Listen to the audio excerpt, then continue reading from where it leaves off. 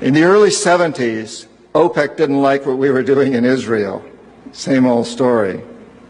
And so they cut off our oil supplies. So some of you will remember these long lines at the gas stations. And we feared we were going to have another depression like the 1929 depression.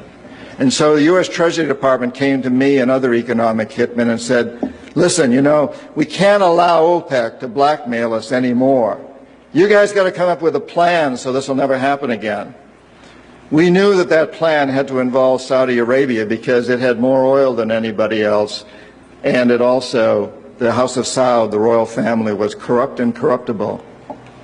The long version is explained in the book, but the short version of what we did, the deal we finally struck with the House of Saud, was a deal whereby they would return almost all the money they made from selling oil to the United States, invested in U.S. government securities. The U.S. Treasury Department would use the interest from those securities, which over the years has amounted to trillions of dollars, to hire U.S. companies to westernize Saudi Arabia, build petrochemical complexes, desalination plants, whole cities out of the desert, McDonald's and all the other things that go along with our Western culture. The House of Saud would also agree to keep the price of oil within limits acceptable to the oil companies, possibly not acceptable to you and me, but acceptable to the oil companies. And this is very, very important. They agree that they would never, ever sell oil for anything other than U.S. dollars.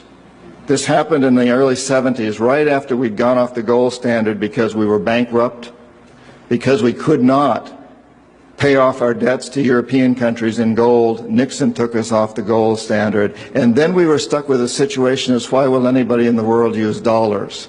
So very shortly we came up with this plan, which in essence put the dollar on the oil standard. You cannot buy oil on the world market for anything other than dollars, and that's very important to the corporatocracy.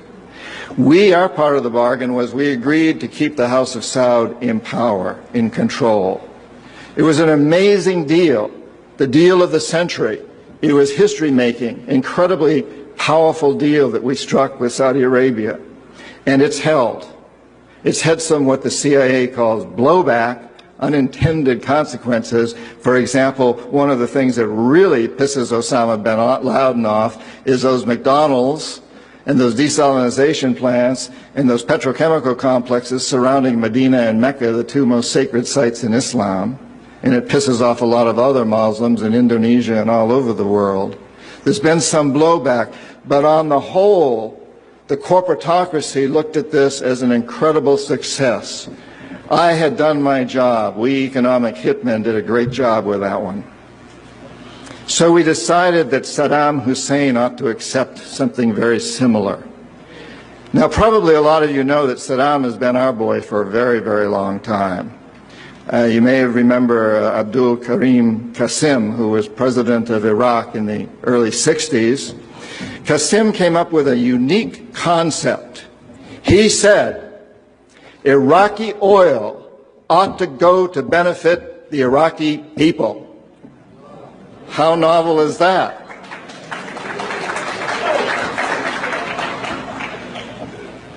Well, we didn't like that very much.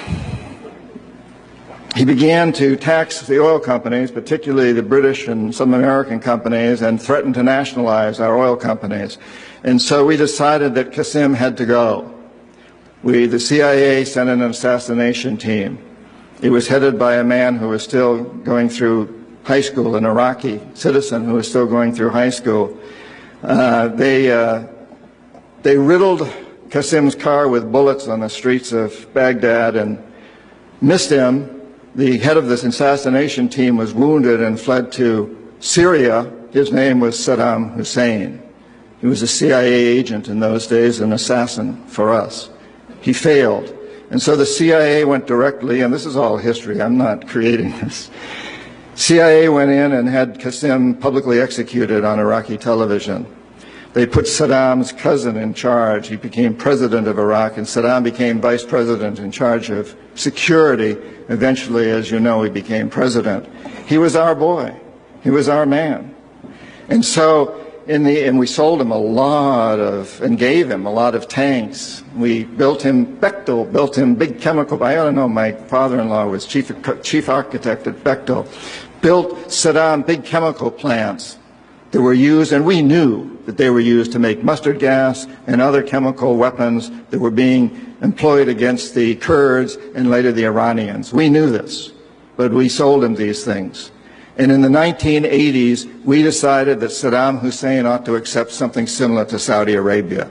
It's such a successful deal, because after all, what we want to do is control the Middle East and control the oil in the Middle East. And incidentally, I'm going to get back to Iraq in just a moment. But for those of you who think that Israel is about creating a homeland for the Jewish people, you're as deceived as most of them are. It's partly about that, perhaps, but what it's really about is creating a surrogate fortress in the middle of the Middle East. The Israelis are being used as pawns. They're being used like old armies used to use sheep that ran before the armies. They're our surrogates. And their leadership knows that. Most Israelis probably don't. They think they're creating a homeland. But it's a very, very sad situation of what's going on there. And of course, the Lebanese and the Palestinians are caught in the middle of this. And Iraq is part of that too. We have to remember that Middle Eastern oil is the oil that's used by a great deal of Europe and China and Japan. If we control Middle Eastern oil, we control our biggest potential competitors, Japan, China, Europe.